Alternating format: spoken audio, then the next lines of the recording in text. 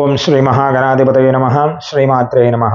క్రోధినామ సంవత్సర శుభాకాంక్షలు ప్రేక్షకులందరికీ కూడాను. ఈ సంవత్సరం క్రోధినామ సంవత్సరంలో సింహరాశి మఖా నక్షత్రం 1, 2, 3, 4 పాదములు, పుబ్బ 1, 2, 3, 4 పాదములు, ఉత్తరా నక్షత్రం 1వ పాదం. ఈ సంవత్సరం సింహరాశి వారికి ఆదాయం 2, వ్యయం 14, రాజ్యపూజ్యము 2, అవమానము 2. ఈ సంవత్సరం ఈ రాశి వారికి గురుడు కాస్త నీచ స్థితిలోనే ఉన్నాడు, కాస్త ఇబ్బందిగానే ఉన్నాడు.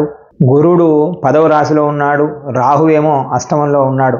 కాబట్టి ఈ సంవత్సరం సింహరాశికి కొద్దిగా అంత బాగా లేదని చెప్పాలి. కాస్త బాగలేదని చెప్పారు కదా శర్మగారండి, మరి ఎలా అండి? అలా నిరుత్సాహపడకూడదు. ఈ సంవత్సరం సింహరాశి వారికి కాస్త ఆటంకాలు, ఇబ్బందులు, గొడవలు, అనేకమైన సమస్యలు, లేనిపోని సమస్యలన్నీ కూడా వచ్చును. మీ మాట పట్టింపులు ఎక్కువగా ఉండును, కాస్త జాగ్రత్త వహించాలి.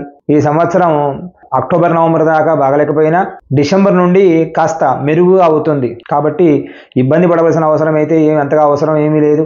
కాకపోతే కాస్త జాగ్రత్త వహించండి. మీరు మాట్లాడేటప్పుడు కానీ చేసే పనుల యందు కానీ కాస్త జాగ్రత్త వహిస్తే ఖచ్చితంగా మీరు సకల కార్యాలు నెరవేరుతాయి. గొడవలు ఎవరి విషయంలో గొడవలకు వెళ్ళకండి, మీ విషయంలో మీరు మాత్రమే ఉండండి. ఎవరికి పూచీకత్తు కానీ, లోన్లకు సంబంధించిన కానీ, షూరిటీలు కానీ అవి ఇవ్వవద్దు. ఈ సంవత్సరం సింహరాశి వారు అలాంటి విషయాలలో కూడా ఇబ్బంది పడే అవకాశం ఎక్కువగా కనబడుతుంది. కోర్టు విషయాలలో కానీ, పోలీసు విషయాలలో కానీ కాస్త ఇబ్బంది పడతారు. ఈ సంవత్సరం రాహువు మీకు కాస్త ఇబ్బంది పెట్టే విధంగా ఉన్నాడు. కాబట్టి రాహువును ఎంతసేపు ఉన్నా అమ్మవారి స్మరణ చేస్తే చాలా మంచిది. ఈ రాశి వారికి ఎన్ని ఇబ్బందులు ఉన్నా కానీ దేవతా అనుగ్రహం మనకు ఖచ్చితంగా ఉంది. అంటే గ్రహాల అనుగ్రహం లేకపోయినా పర్వాలేదు, దేవతా అనుగ్రహం ఉంది. అంటే ఏమిటి? పెద్దవారే మన మాట వింటున్నప్పుడు వీళ్ళు చిన్నవాళ్ళు విన్నా వినకపోయినా మనం భయపడవలసిన అవసరం ఏమీ లేదు. మెయిన్ హోమ్ మినిస్టర్ మన మాట వింటాడు. అంటే ఏమిటి? అమ్మవారు మన మాట వింటుంది. ఆ లక్ష్మీ అమ్మవారిని కానీ, దుర్గా అమ్మవారు కానీ, లేకపోతే చండీ పరదేవతను కానీ ఆరాధించండి. ఇబ్బంది ఏమీ ఉండదు. ఎలాంటి ఇబ్బందులు లేకుండా మీరు జీవనం సాగిస్తారు. ఉద్యోగస్తుల విషయానికి వస్తే కాస్త నిరుత్సాహంగానే ఉందని చెప్పాలి. ఎందుకంటే ప్రమోషన్లు లేవు ఈ సంవత్సరం. కొత్తగా మీరు ఏదైనా చేద్దామనుకుంటే ఆ ప్రయత్నాలు కూడా విఫలం తప్ప సఫలం కావు. అంతేకాకుండా ట్రాన్స్ఫర్స్ కూడా అవుతాయి. మీకు ఇష్టం లేకపోయినా మీరు ఖచ్చితంగా వెళ్ళే తీరాలి. నేను వెళ్ళానంటే కుదరదు, ఖచ్చితంగా వెళ్ళే తీరాలి. అక్కడ వెళ్ళి మీరు బాధపడే అవకాశం కూడా ఎక్కువగా కనబడుతుంది. నాకు వద్దు మహాప్రభు, నేను విఆర్ఎస్ తీసుకుంటాను మహాప్రభు అని చెప్పి మనంతకు మనమే వెళ్ళి విఆర్ఎస్ తీసుకునే అవకాశం కూడా ఎక్కువగా ఉంది ఈ సంవత్సరం ఈ రాశి వారికి. నిరుద్యోగులకైతే ఈ సంవత్సరం కాస్త ఇబ్బంది కాలంగానే ఉంది.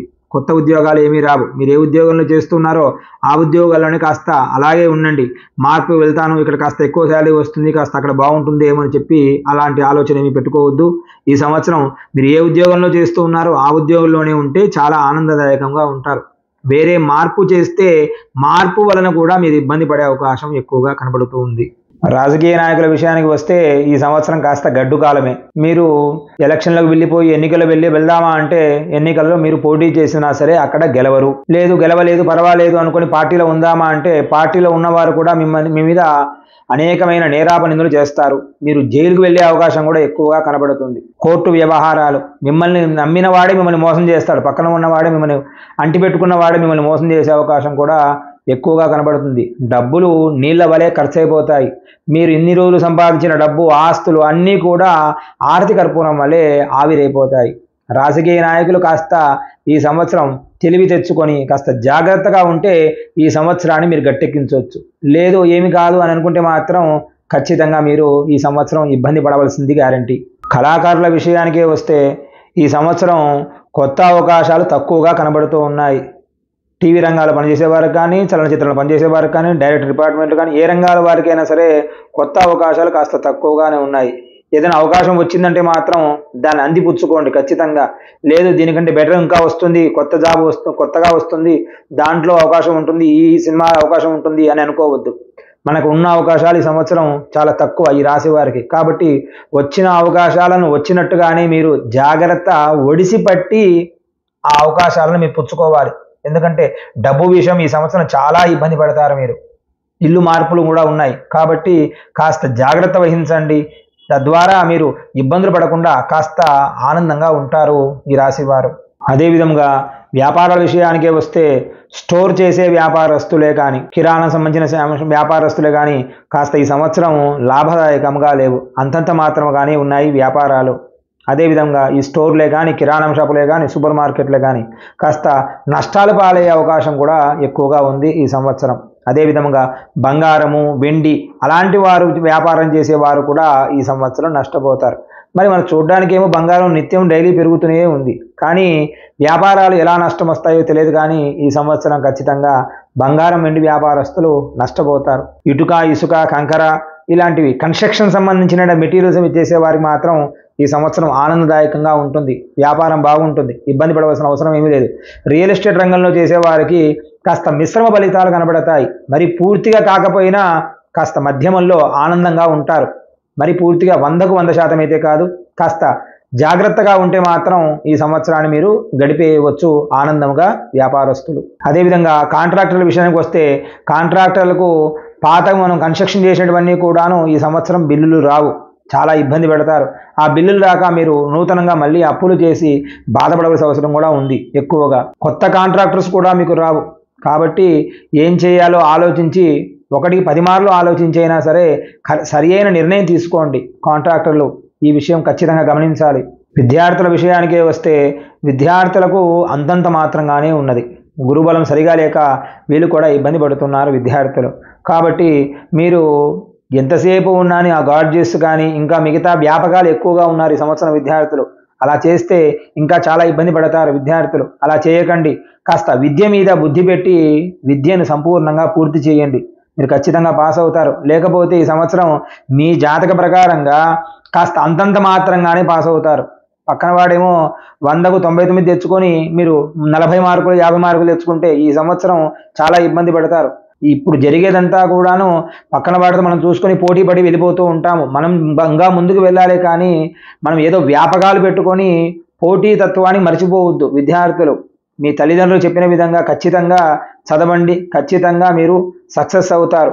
ఎలాంటి ఇబ్బంది ఏమీ ఉండదు. కాకపోతే చెడు సహవాస దోషాలకు మాత్రం వెళ్ళవద్దు, జాగ్రత్త వహించండి విద్యార్థులు. ఎంసెట్, ఈసెట్, ఐసెట్ వస్తాయి, కాకపోతే అంతంత మాత్రం నామమాత్రంతో మీరు పాస్ అయిపోతారు అంతే తప్ప పూర్తి స్థాయిలో మాత్రం మీరు పూర్తి కావు ఈ సంవత్సరం. రైతుల విషయానికే వస్తే 2 పంటలలో 1 పంట ఇబ్బంది పడతారు, 1 పంట మాత్రమే చేతికి వస్తుంది. అంతేకాకుండా ఆ పంట కూడా అంతంత మాత్రమే చెప్పాలి, కాస్త ఇబ్బంది పడతారు. కౌలుదారులు కూడా ఇబ్బంది పడతారు ఈ సంవత్సరం. పౌల్ట్రీ వాళ్ళు చేసేవాళ్ళే కానీ, లేదా చేపలు, రొయ్యలు ఇలాంటి చేసేవాళ్ళు అయితే ఈ సంవత్సరం పూర్తిగా మీరు నష్టపోయే అవకాశం ఎక్కువగా కనబడుతుంది ఈ రాశి వారికి.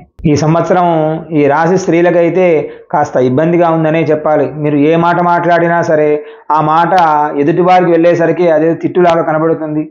మీరు ఇబ్బంది పడతారు ఖచ్చితంగా. మీరు మాట్లాడే మాట ప్రతి మాట కూడాను కాస్త జాగ్రత్తగా మాట్లాడండి. అన్యోన్య దాంపత్యం కూడా కాస్త తక్కువగానే ఉంది. మీరు ఏదైనా మాట్లాడితే చాలు గొడవకు వచ్చే విధంగా ఉంటారు ఈ సంవత్సరం. కాబట్టి కాస్త జాగ్రత్త పడితే మాత్రం ఇబ్బంది పడవలసిన అవసరం ఏమీ లేదు. ఈ సంవత్సరం వివాహం కాని స్త్రీలకైతే మాత్రం నవంబర్ తర్వాత వివాహం కుదిరే అవకాశం అయితే ఉంది. సంపూర్ణంగా గురుబలం అయితే లేదు.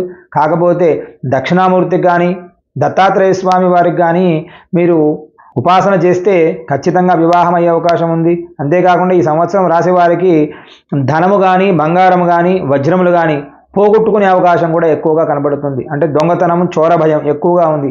విలువైన వస్తువుల విషయంలో జాగ్రత్త వహించాలి. ఎవరిని నమ్మవద్దు, ఈ విషయాన్ని మాత్రం గుర్తుపెట్టుకోవాలి. నమ్మి ధనాన్ని నష్టపోకుండా జాగ్రత్త వహిస్తే మాత్రం మంచిది. ఈ సంవత్సరం స్త్రీ పురుషుల మొత్తానికే చూసుకుంటే మరి బలం తక్కువ ఉండడం చేత మీరు కాస్త జాగ్రత్త వహించాలి. నేను చాలా తెలివిగలవాడిని, నేను బలవంతుని కదండి, నాకేమి కాదు అని అనుకోవద్దండి. ఈ సంవత్సరం మీరు ఎంత బలవంతులైనా కానీ ఈ సంవత్సరం కాస్త చతికిన పడక తప్పదు. కాస్త నెమ్మది పడవలసిందే. మీరు ప్రతిదానికి వెళ్ళి కాలు దువ్వవలసిన అవసరం కూడా లేదు. ఈసారి ఈ సంవత్సరం కాస్త జాగ్రత్తగా ఉంటే ఈ సంవత్సరం ముందుకు పంపించారంటే వచ్చే సంవత్సరం మీకు చాలా బాగుంటుంది. కాబట్టి ఈ సంవత్సరం కాస్త జాగ్రత్త వహించండి. ఎలాంటి ఇబ్బందులు కూడా కలగవు.